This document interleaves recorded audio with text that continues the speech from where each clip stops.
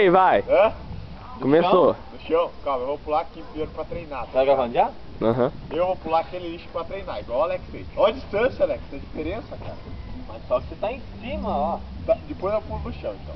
Ó, vai. Ó. Só mediu o lixo, agora vai. Rapaz.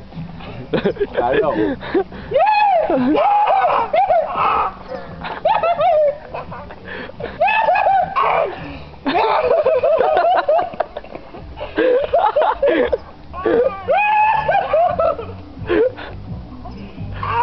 Com frio, tá com frio.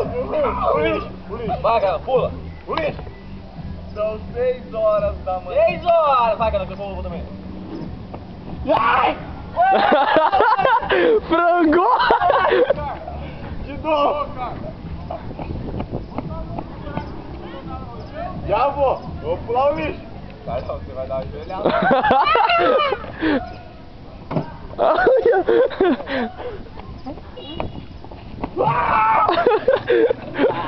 Não, tem que cair rolando.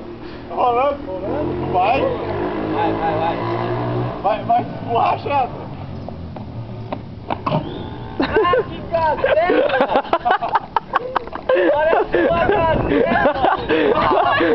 Você vai em pé. Você é uma bichona!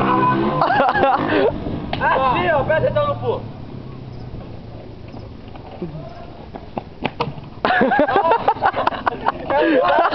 É um sapo! Você viu o mais de foda pro solo? Olha o tamanho que tá aqui. Mãe do céu, eu vou chegar que nem um porco em casa, vai fazer o que na foto? Vai tirar uma foto com o Moacir. Ô, Moacir, vou tirar uma